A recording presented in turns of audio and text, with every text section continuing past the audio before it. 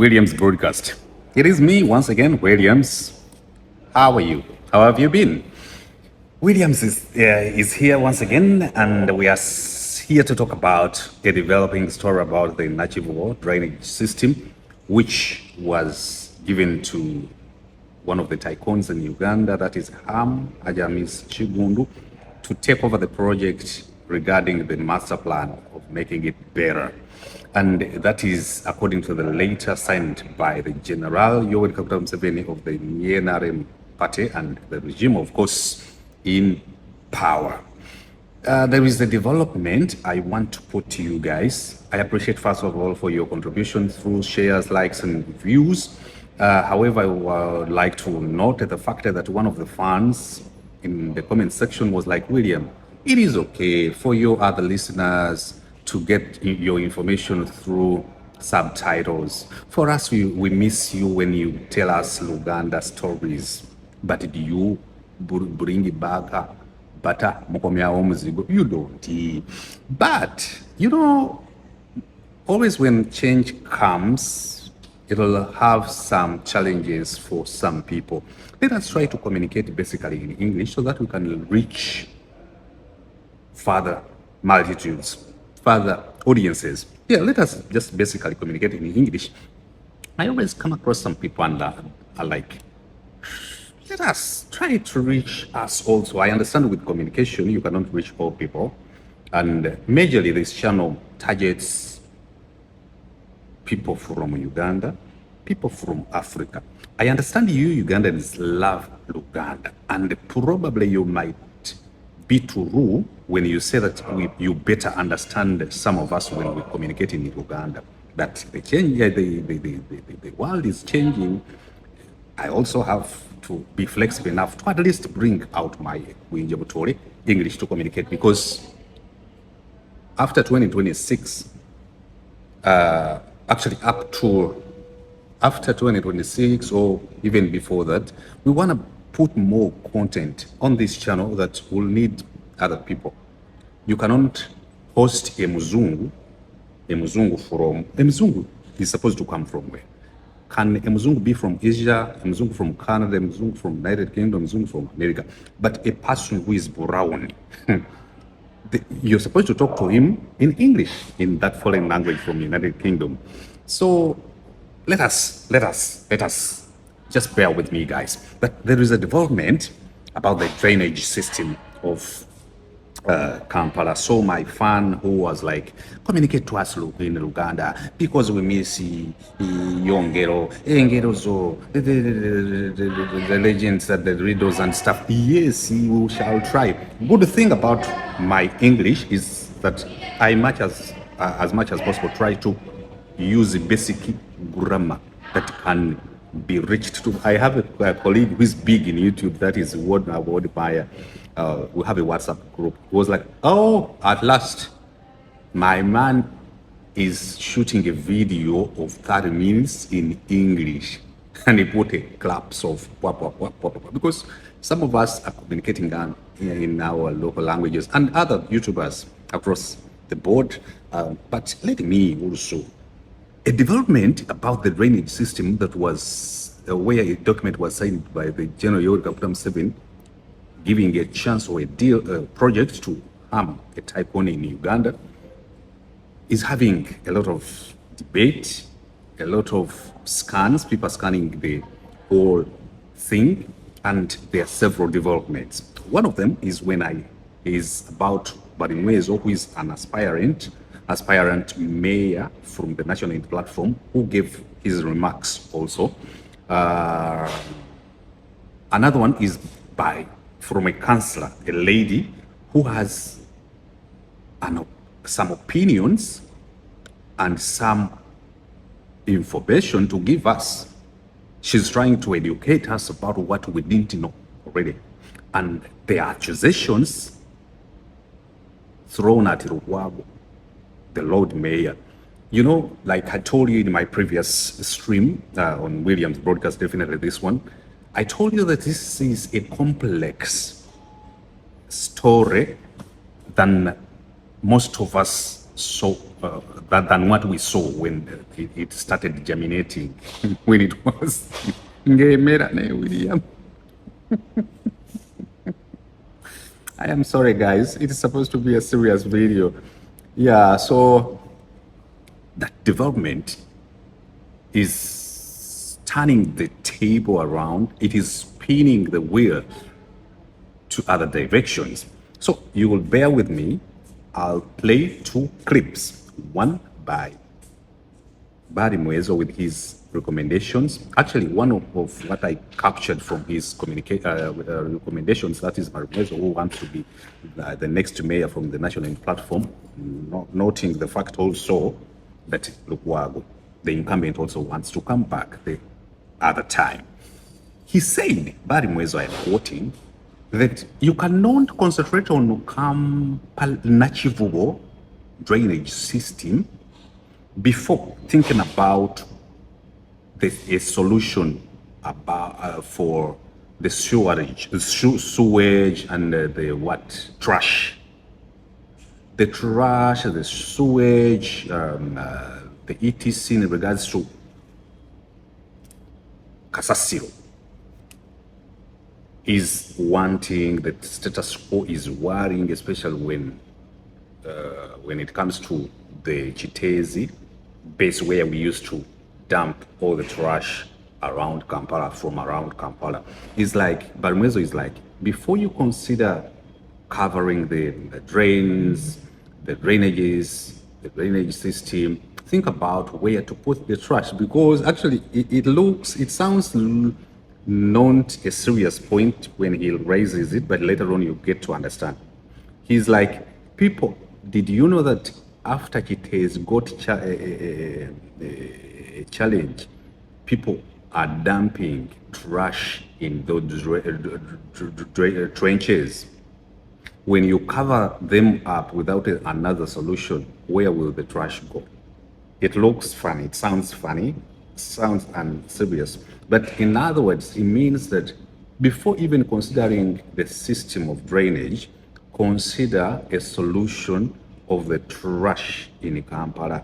Also, you might consider putting up machines that can squeeze, is it called squeezing the trash, the boxes, the metal. There are metal machines which the machines which crush metals. You can consider those machines where you put chemicals that can crush trash. It is. But another point he raised was about, you cannot put your concentration on only the drainage system around the Nakivubo Stadium and forget about the drainage around entire Kampala metropolitan. He also raised another point about Nakivubo, that drainage system carries or accommodates 60% of all the sewage around Kampala. So that when you tamper with the Nakivubo drainage system and you're not careful enough, you might make stuff worse.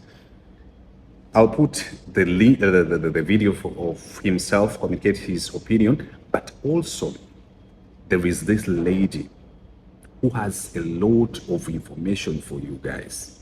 Some are allegations, others are claims. She seems to have a lot of information for you guys regarding what takes place, what has been taking place, what has taken place, what we are supposed to know before even considering our attention, giving it to the story that is running. Previously, we got information from Mayor Lukwago that it is the councillors who signed a go-ahead as a resolution from the minutes of their meeting. Their resolution, that is according to Lukwago, that they resolved to give a go-ahead to work on the Nakivubo drainage system. This lady has otherwise information stressing that they never, actually their minutes, Lukwago quoting, are just minutes for another meeting referring to a different drainage system. The lady has a lot of disturbing information she's giving, and other information regarding other stuff we never knew about. So kindly, I'm stopping at this point for you to listen to Balimwezo's opinions and recommendations, and also for you to listen to that lady. I appreciate you.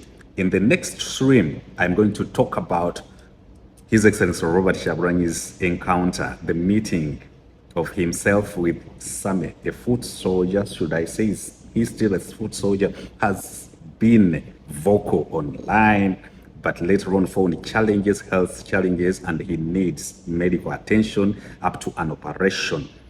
We have seen him recently going around social media, trying to raise funds for his medical bills and for operation.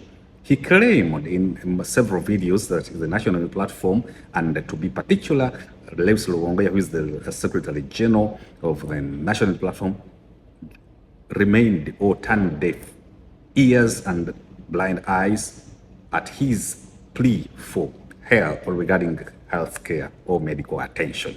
So that's the next video. For this one, just go ahead and listen to Balimwezo. Also listen to the other lady, give your opinions and proposals, recommendations, etc. in the comment section. I am Williams, and this remains Williams Broadcast. Hebitambula ku mikutu ge mazima kanso ya KCCA abakansala bye yayisa. Obwenkanya amazima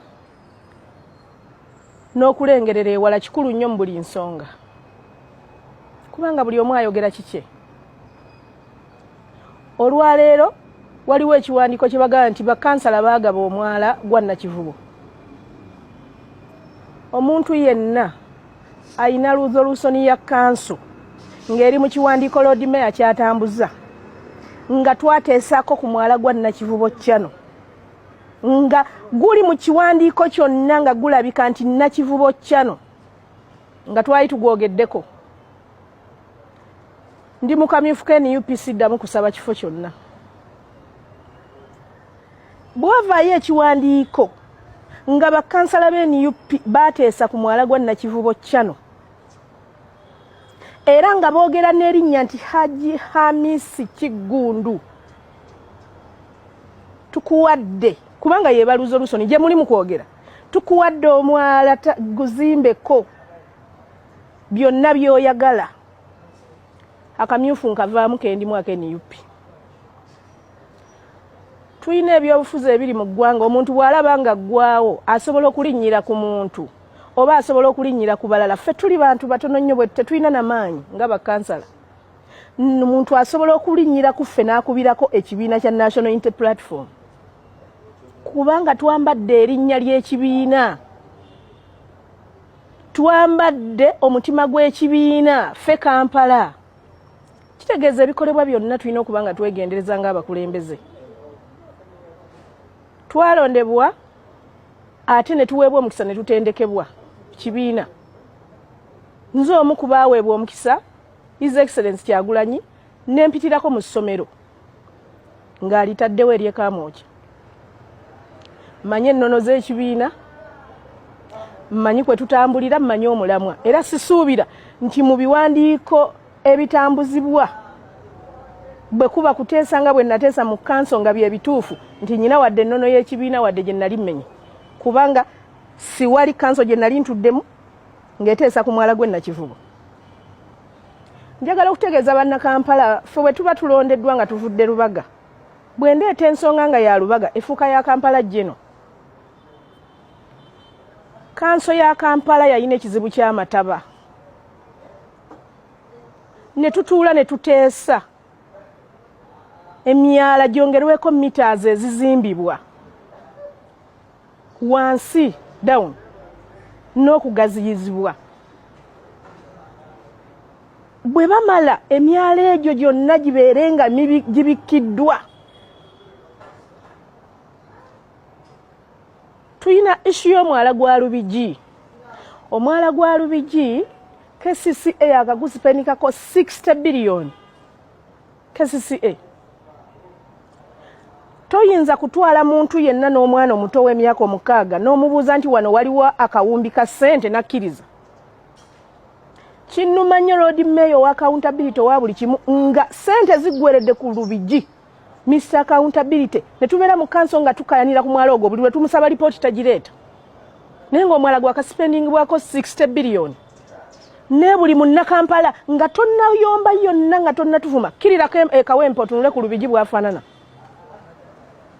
wandyegombye nga lyekkubo eriri ku nozani eriggulawo ekibuga ng'oyingira omwalo ogwo twagakuteekako 60 billion biliyoni 6 nga KCCA ne tugamba tetukyayagala Bachina n'Abakoleya n'Abajapani kukola milimo nga tukizudde nti waliwo era ababakozesa ate ssente bwe bajja ne withdrawing mu KCCA ne bazisasulwa bannannyini kubanga beekwese mabega wa kampani ezo be batwala ssente ezo Abachina ne batakola milimo gye balina kukola tukozese ba local investor batandika okubika emyalo egyo ye yali luzolusoni yaffe ate batulage nti emyalo egyo giwedde bulungi simanyi luzolusoni yaffe ekwata ku myala gya Kampala yonna we yakyukidde n'efuuka ya Nakivubo simanyi luzolusoni yaffe eyo ey'okubanga emyala era ekyo ffe tukisandingako oli ne bwakyogerera atya okuggyako ng'oli ayina ekizibu ku ggwanga Uganda embeera gye tulimu ey'emyala ffenna tukkiriza nti emyala gibadde mibi era twagamba nga tutandika okuwa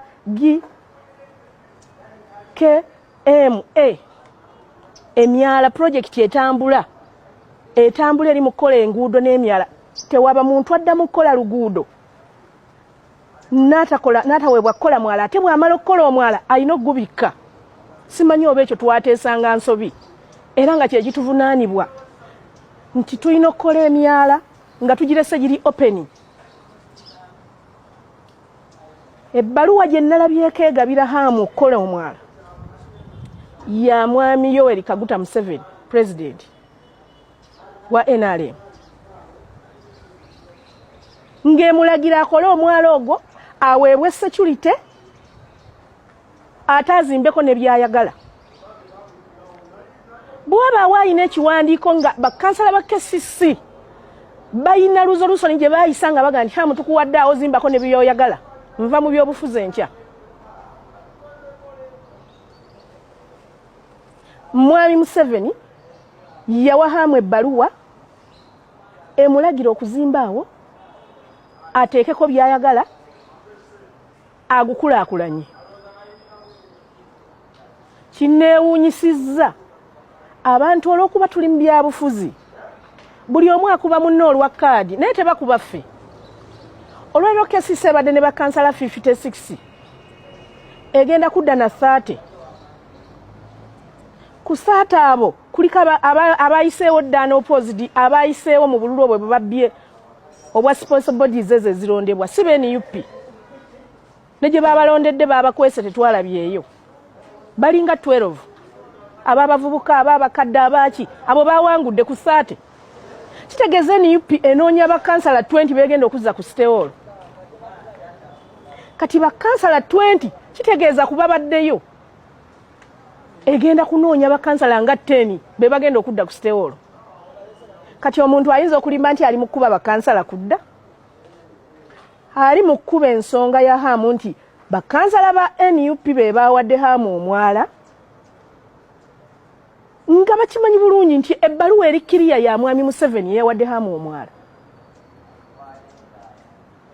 ebbaluwa ya Museveni eri mu pointi zonna eziwa haamu omwala teri agyogerako muntu ki owa National Unity Platform ayinza okwegatta ku mwami Lukwago nawe oli ku mikutu ng'ogamba nti kaakati ekiriwo bakansala abaffe Lukwago agambye nti batunze omwala Lukwago lwaki toyogera ku baluwa Museveni gye yawadde haamu eri ku mitimbagano lwaki ogibisse ogenze ku mikutu n'ogamba nti tewaliiwo kawandiiko konna kewalabyeko kakkiriza haamu kuzimba okuggyako ekiyinza omuyamba okuzimba ye luzolusoni gye twakola egamba nti tubikke emyala gya Kampala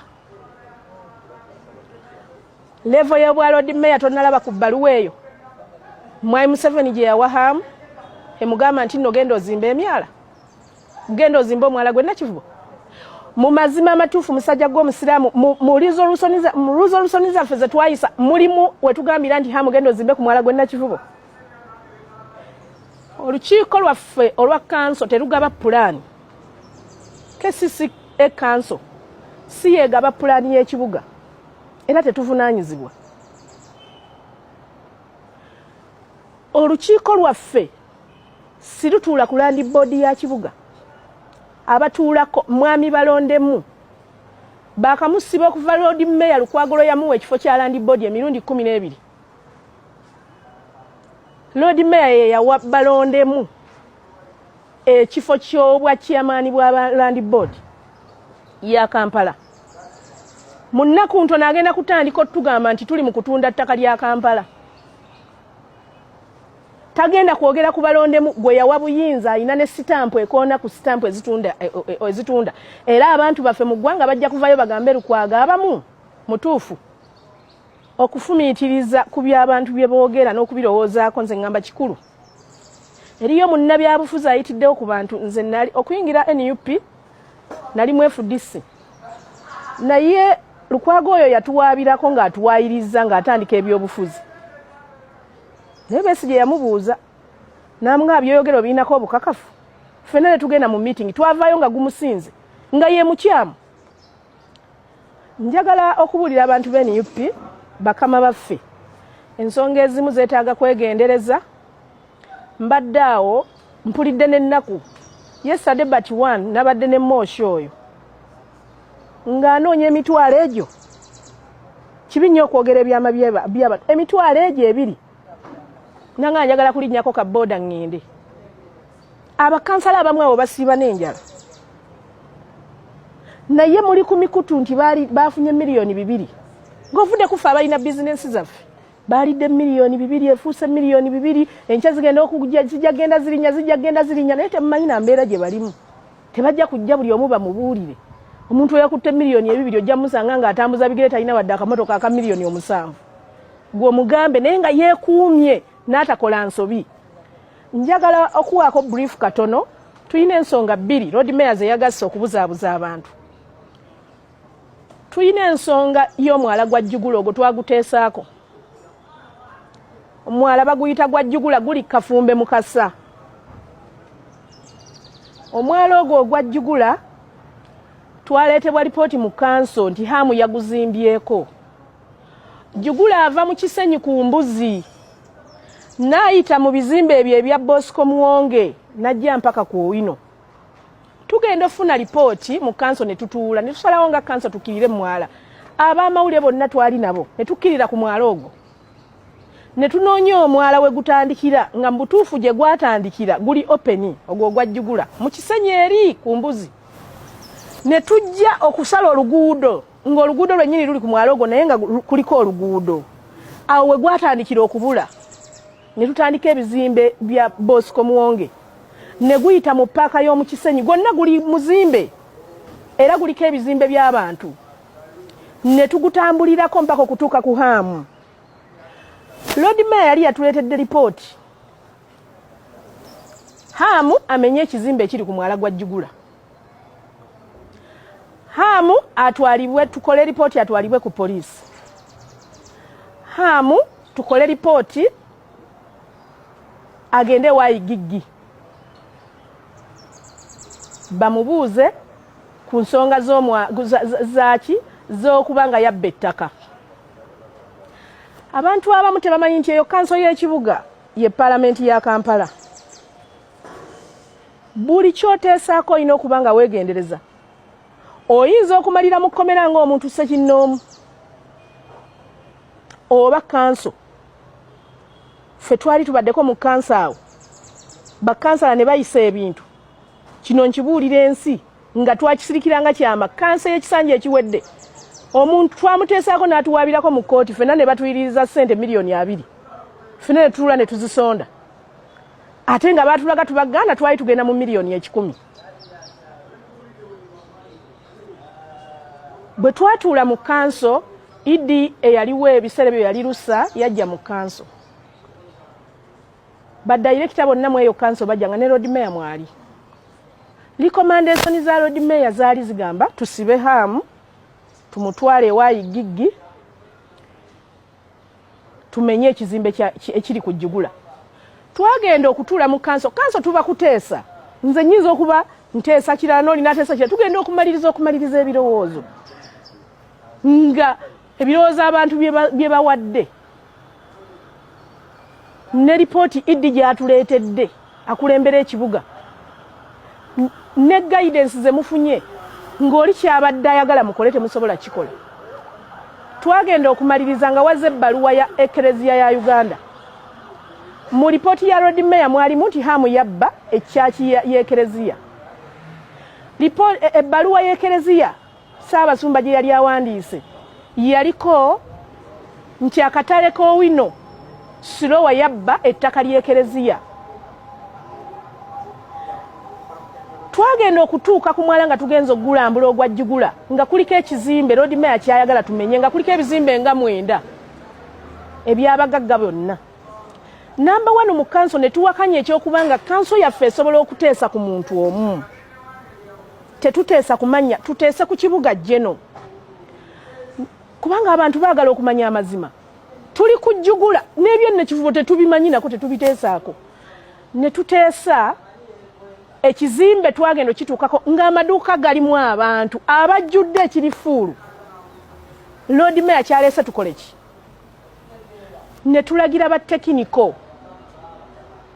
abali ku nsonga za hamu batuule bunnambiro bakomewo batuleetere ripooti eraga engeri gye baamuwaamu pulaani mu kanso eyo.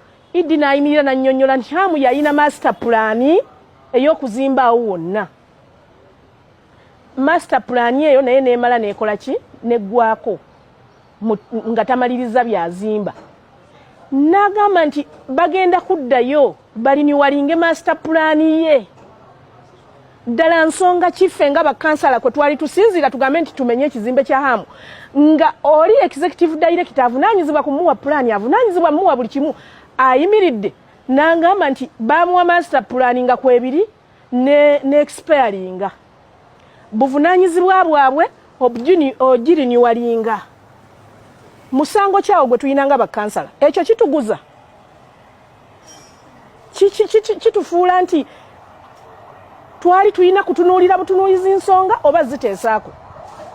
Ekisinga twewuunyisa kwe kubanga mu meeting gye twatuula nga twogera ku mataba ga Kampala tugazinze tutya okulabika nga amataba gakendeera.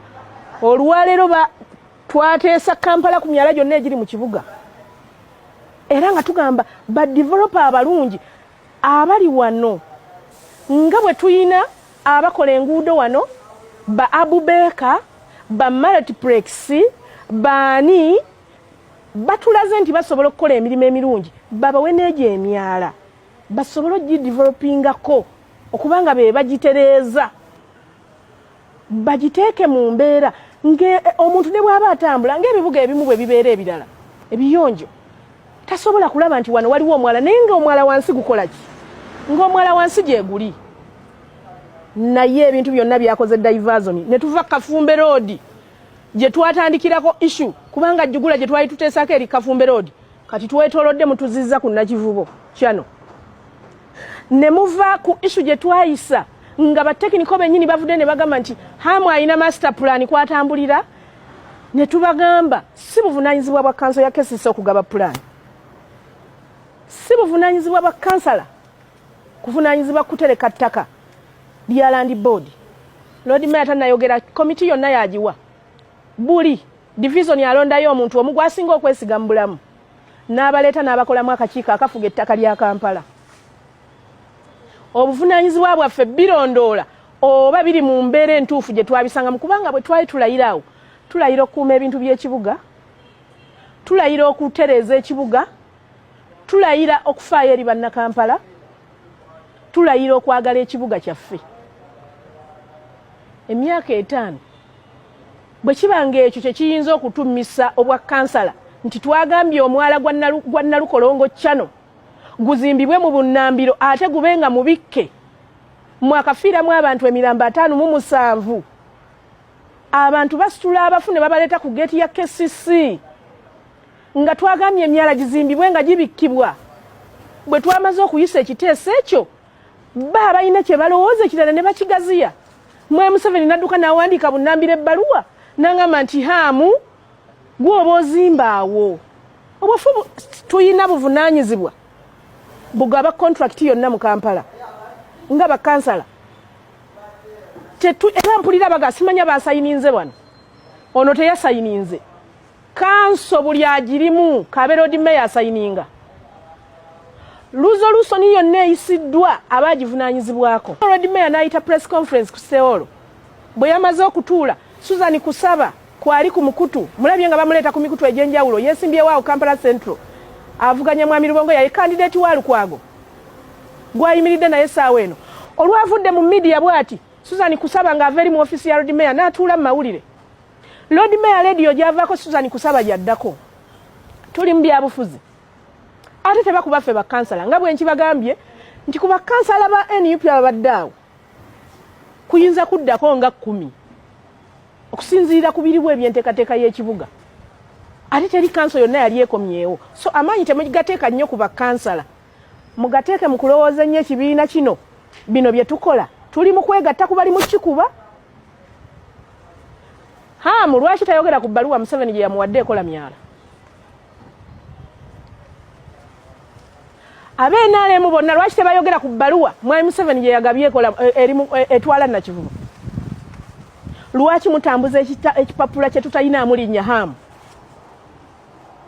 ekipapula kye tutayinaamu linnya Nakivubo nga kye musinziirako okuba nti kyekyagabye pulaani kyekyagabye ettaka kyekyagabye buli kimu bwenkanya bwakkuba National Unity Platform oba bwenkanya bwakkuba bakandidate be mulowooza nti be bayinza obbatwalako kaadi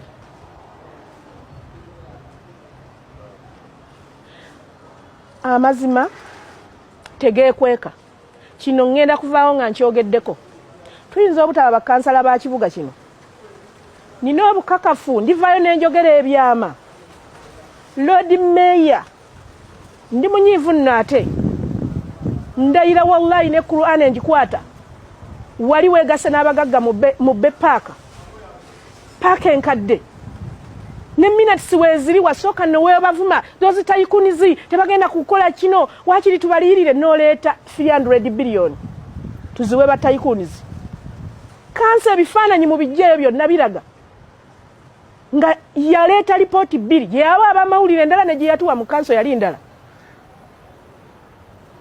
nasituka ne bakansala bannange bakataabu baani ne tukkirira mu paaka nga bagitaddemu n'ebyuma bamaze giteekamu ebyuma bagenda gizimbamu amayumba g'abagagga ishu yange yali eyimiridde ng'egamba nze nagenda okutandika okutegeera n'okuyingira ekibuga nga paaka taata wange ava mu Kampala okujja mu kyalo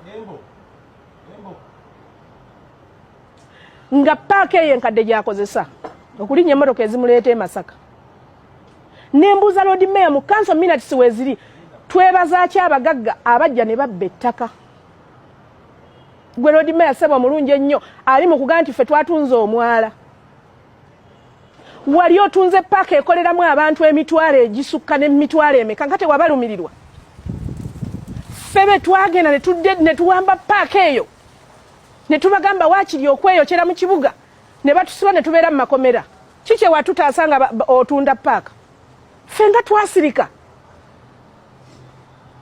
tugenda kwogera ebyama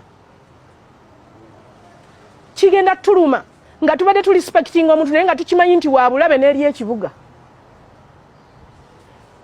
baatuwa komiti nga tuli ku nsonga z'ekiteezi tunoonyereze ku ttaka ne tugenda okunoonyereza nga Lord Mayor y'omu kuyasanga ettaka lya KCCA eriri ennakawuka liriko yiika 36 Lukwago gwowa amazima ennyo ali mu ttukuba Lukwago n'abantu bo n'emikwano gyo n'abafamire zo mwegabira ettaka lya KCC buli iddi ayagala okyogerako olwana ne bamugoba ewasali musale tasulako ku bwa iddi era Lord Mayor Lukwago and advocates yeewolereza egamba abantu abali ku ttaka eryo baliko mu butuufu KCC yali gayalira netalizimbako mu Uganda bwemba n'ettaka lyange nesirizimbako omuntu waddembe okujja n'alintwalako singa lyali Lukwago ng'omuntu erya KCCA eryo tunoonyeze ettaka lya kasasiro twazeemu tuguze ye heedi w'ekibuga Lukwago Elias lo faamu ye yeewolereza abaatwala ettaka ly'ekitongole. Palamenti lwaki yo tevaayo netuyambako ku nsonga eyo? Palamenti eveeko etuyambeyo, etuyambe etubuulire mu kunoonyereza era ngenda kiremerako. Nange bwe manga sifuna kalulu nga njogedde amazima ngenda kwogera mazima meerere. Nze bwe mbeera ne bakansala bannange nayiga Lukwago awo era mbagamba mukolaganye naye naye ku ssaawa envannyuma buli akolaganye naye agenda kumaliriza mukuba. Gwe mulowooza Lukwago awo kansala talinaawo bakansala nga bakwano be? Lwaki atugatta wamu? Akube NUP. Lord Mayor kyenkusaba tugenda kuvaayo tweswaze naye kijja kukola ensobi nga ffe tukuswaliza mu mazima ameereere nga gwe otuswaliza mu bulimba. Kansala asayininga wa? Pulira bawooza kansala kiwandiiko kye tusayiningako mu kanso kiba ekyo kya kanso komiti n'osayininga nti mbaddewo atendensi yange yeeno. Oba olutuuka mu kanso osayininga nti mbaddewo, oba onokkiririza mu binaayisibwa n'ebitaayisibwa osayininga. Kati ne baba bagamba bano be basayininze ki ekigenda mu maaso? Nsaba ekibiina kyaffe ekya National Unity Platform ensonga eno teri kuffe.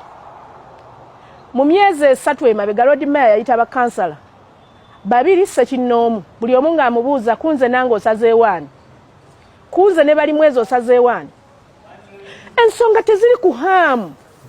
Lord Mayor bwe tuvayo ne twogera ebintu byakoze ne tujja mu minatisi z'ekibuga mujja kuwunga. Ensonga ziri mu kukuba bali mwezo. Ensonga ziri mu kukuba NUP mwenna muzikutte ziti. Ensonga zireese olutalo lwa Zahara ne Malende muzigasse muti ab'Amalende mukuba Zaala mudidde entalo zammwe ez'okusaba kaadi muzireese nti mukube bakansala. Mukuba muntu omu ffenna mutukube nga temuziyinaako mazima.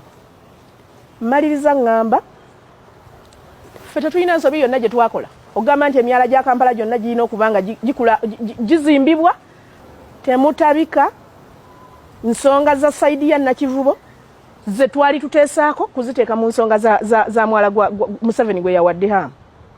Omulamo gwe tuliko mulala tuli mu ssaawa za bululu Lukwago otujje mu kubanga tukuba Museveni otutadde kaalantu kwame n'ogaana n'okwogera ku bbaluwa Museveni gye yawadde hamu.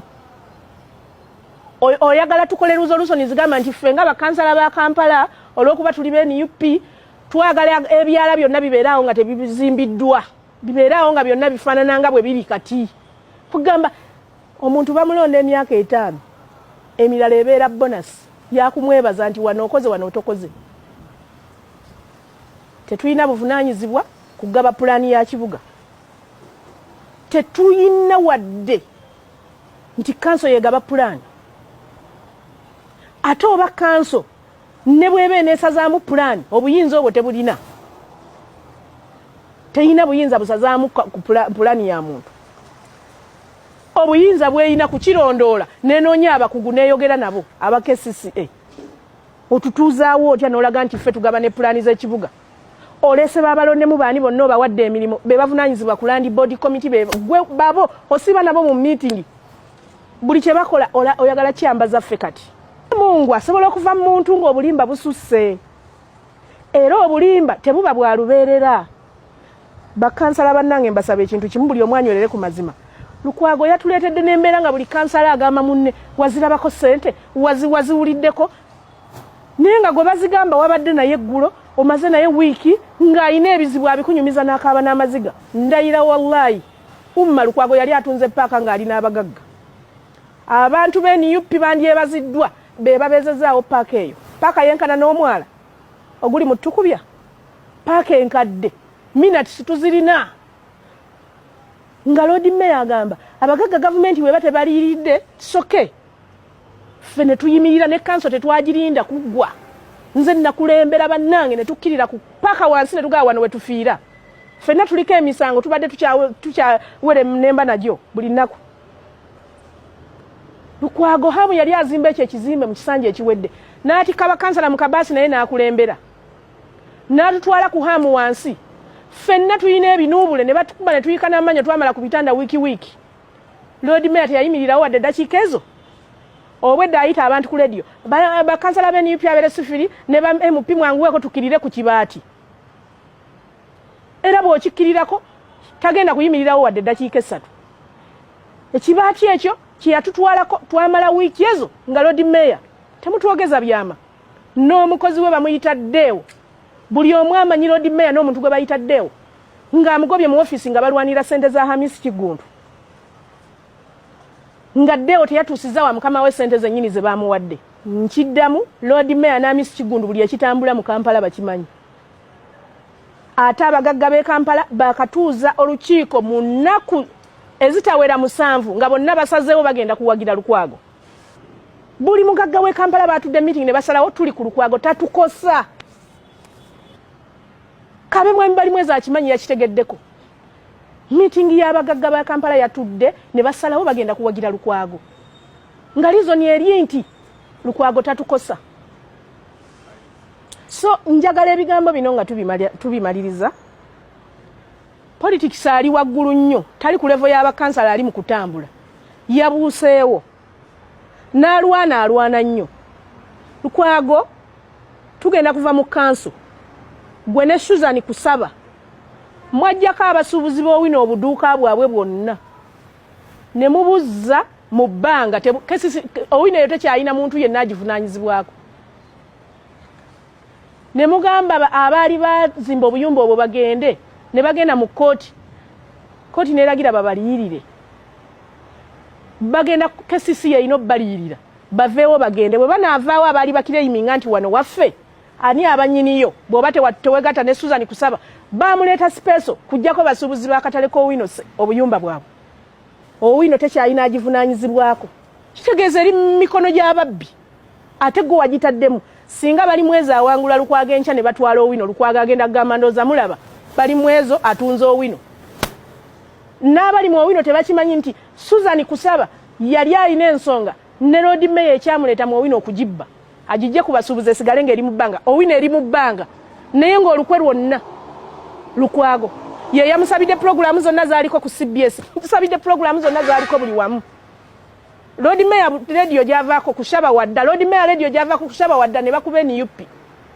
kusaba abadde mu kamyufu KNRM candidate we NRM abe NUP namwe abamu abali mu kulwanira ebifo mwegase kushaba ne Lord Mayor mbu babaagala nnyo buli muntu yandyebazizza bakansala ba NUP babaddewo enguudo ne ziyisibwa ne zikola ate mu kusika omuguwa kw'amaanyi enguudo zonna ziri mu kukolebwa naye bwe mbabuulira lwaki luli twali tetukola nguudo bwe twatula mu meeting omukulu bye yatugamba biba birala so mbadde nsaba diversion muzijje ku buntu obwo bwe mulowooza mutunuulire pikita y'ekibiina kyaffe kye muli mu kkuba NUP nnene okusinga mwabali mu kusaba ebifo ne baba tebakuwadde kaadi genda otandika obulamu eyo naye nga tokubye ekibiina oli mu kuba kansala atalina makulu naye ng'oli mu kupata okuba amawulire gonna agenda ali mugasoma bakansala ba NUP lwaki Museveni temumwogerako Lukwago tokyalina kwogera ku Museveni ndayira wallahi Lord Mayor tayinza kwogera nti Museveni yaleese ebbaluwa era kyovola bagamba ebbaluwa akantu akaliwo amukatwalirako omwala kabakansala kati n'aleeta ziri minutes zetwakola nga tuli kujjugula n'azireeta n'azikuba ku mwala gwe Nakivubo n'azigattawo nsaba na NUP abeegasse ne Lukwago mulengere tuyine ekintu kye tugendako tujjako mwami Museveni oba yabadde hamu azimba ekyokuzimba Nakivubo si kibi naye azimbiddwa atya wabadde due process ebyo byonna tebinaba kubeerawo kyobola abantu tusaba amangu ddala tuyambibwe omwala guno gulina okubeera aligned Sewolop ne Kampala Drainage Master Plan tosobola kukola mwala gwokka nga tolowoozezza ku pulaani ereeta y'ekibuga kyonna y'emyala nkyekikoleddwa kati tugenda kukola tutya awo nno nsaba nti KCCA n'abavunaanyizibwa nawulidde Ropa alina byagenda okwogerako ebbaluwa naye beekube mu mutima tusooke tulowooze mutunuulire nti kasasiro katwe twogerera tukunganya tani 2,500 eza kasasiro naye abantu bamansa mu manse tani 707 zokka practically ze ziba mu kibuga ne batwala ekiteezo baluddawa kati kiteezo kyali batwala luddawa Mityana Road kakati kasasiro asigadde sebolopu abantu bamuyiwa ku nguudo abantu bamuyiwa myala naye kakati wonozimba omwalo ogwo n'oguzimba n'ogukulozinga nga tonnaba kudiiringa n'ensonga ya kasasiro tugenda netwogera nti mu nsi ezaakula emyala mibikke yes mibikke naye tebamansamansa kasasiro bamujja ku bantu tazibikira myala amazzi gabe gaba gatukula era gayitamu bulungi nga tewali kasasiro bulokinze mwala wano mu Uganda emyala gyonna bagiwa mu kasasiro kati nga tonnaba kudiiringa n'ensonga ya kasasiro kulaba nti kasasiro omujja mu bantu osobola otya okukola ekintu ng'ekyo ekyokubiri buli wabikka omwalo ogwo okendeeza flow y'amazzi okendeeza sipiidi okendeeza kapasite nti singa nkya twagala kugaziya mwala ogwo ogenda kukola otya ng'ozimbyeko mwala gwe gwokka gwe tulina ogucontrolinga floods mu Kampala wangambye ebitundu 6 buli 100 ebyenkuba etonnya amazzi ne gatambula gaggwera mu Nakivubo kyano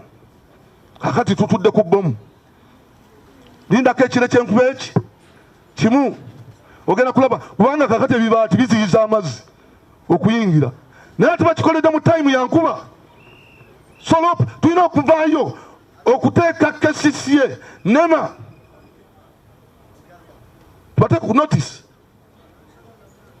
tetugana development tujetaaga naye development ekoleddwa etya abakugu bamaze okuyisa kyokola plaani yo ogirese eyisiddwa obuvunaanyizibwa bw'okuyisa development yonna buyina KCCA ng'eyita mu directorate zaayo n'olw'ensonga eyo nze nandisabye nti buli ekikolebwa kikolebwe mu mateeka tubeere ne follow back position tubeere n'omuntu agenda okuvunaanyizibwa yowaayi omwalo ogwo bazimbyeko waliwo tayito twagala okumanya bakuba mudda tayito omwala gulina tayito ziri manya gaani kubanga tumanyi omwala it's a public channel erimu master plan ey'ekibuga yonna kakati sekinoomu enkyalo tunayagala okulongoosa tugenda kukola tutya era twandyagadde okulaba ekibuga ekiyonjo ekibuga ekirungi buvunaanyizibwa bwa gavumenti ng'eyita mu KCCA okuteekerateekera bannakampala bonna omugagga n'omwavu n'olw'ensonga eyo tewandibaddewo nsonga n'emu egisaawo omuntu nga tetutegedde agenda kuddawa agenda kubeerawo atya kubanga obuvunaanyizibwa bwaffe ng'abakulembeze ba Kampala okuteekerateekera abantu bano okuteekerateekera abatembeeyi okuteekerateekera abatakisi okuteekerateekera ababodaboda n'abalala bonna n'abagagga ba keedi ffe tulina obuvunaanyizibwa ng'abakulembeze obubateekerateekera so kiba kimenya mateeka g'okujja n'osengula abantu nga tewateeseteese mbategeezezza nti ekyomwalo oguzimba si kibi naye kirina okukolebwa nga amateeka gagobererwa amateeka galina okugobererwa Kampala Capital City Authority yevunaanyizibwa ku mwala gwa Nakivubo kati ngenda kwogera nga engineer mwandi kikuddeko mu ngalo ekyo Kampala Capital City Authority ye custodian y'omwala guno omwala guno is a public channel nga mukulu nnyo mu kutambuza amazzi ag'enkuba mu Kampala yonna era njagala bategeeza nti tulina pulaani ey'amazzi ag'enkuba mu Kampala gye bayita Kampala Drainage Master Plan nga buli ekirina okukolebwa ku mwala kirina okugoberera pulaani eyo era njagala bategeeza nti omwala guno gwa Nakivu gutwala ebitundu 6 ku buli 100 olw'amazzi g'enkuba agali mu Kampala so mwala mukulu nnyo kakati omuntu yenna alina proposal eyagala okukola omwala guno, proposal alina gireeta n'agitwala mu KCCA era neeyisibwa KCCA nebeera evaluated. Lopu gomanya Oluganda n'Oluzungu, evaluation kyeki, evaluated. Ne bagiteeka ku minzaani ne bagitunuulira oba eneesobola okukola. KCCA okusinziira ku yo tennaba kulaba ku ki propose eno. Era omuntu yenna okutandika okuzimba yadde okuteekawo ekikomera alina okuba nti ayisa mitendera nga giruwa. Teri project yakikula bwe kityo esobola kukolebwa nga tegenze mu nnema okola kye bayita Asia environmental social impact assessment. Eyo teri project yakika bwe kityo esobola kuyitawo nga tekoze eki teyise mu nnema for approval. Ekyokubiri, teri n'omu asobola kuholdinga kuteekako kibaati okuggyako ng'amaze okufuna olukusa okuva mu KCCA ne bamuwa kye bayita holding permit. Kati KCCA tugamba tennaba kuwa ku holding permit, tennaba kukola ku approval ya project eyo. Naye ekibaati kigenze mu maaso kikya kiyinza okuddawo mu kaseera nga kano ak'enkuba ge mataba. Kubanga kugambye nti ebitundu 6 ku 100 eby'amazzi agagwa mu Kampala gatwalibwa mwalo ogwo paka mu Lake Victoria. Newe twogerera bataddeko ekibaati nti n'amazzi tegasobola kuyingira. Ate otunuulira social behavior za Bannayuganda okumansa kasasiro nti enkuba enetonya amazzi gano gajja kwagala okujja ne kasasiro gayingire omwala. Wabula omwala muzibikire. Kyakigenda okubeera ge mataba gagenda okuba Bannayuganda naddala Bannakampala ebintu byabwe byononeke. Tufiirwe obulamu bw'abantu. Report ya World Bank eya-2008 yaliviiringa nti buli nkuba weetonya tufiirwa $1 million 10. Olw'okuba nti jam enkuba etonya enguudo ne zoonooneka tufiirwa enguudo nyingi nnyo. Kati Kampala njagala mukitegeere nti azimbiddwa nnyo. Naffe wano mu Nuupu twagamba nti ettaka katuligobe tugobe enfuufu nettekawo pavers. Kati amazzi agayingira mu ttaka matono kyova tufuna surface runoff. Amazzi ganoonya we gayita tegayina kugenda mu ki Nakivubo. Naye Nakivubo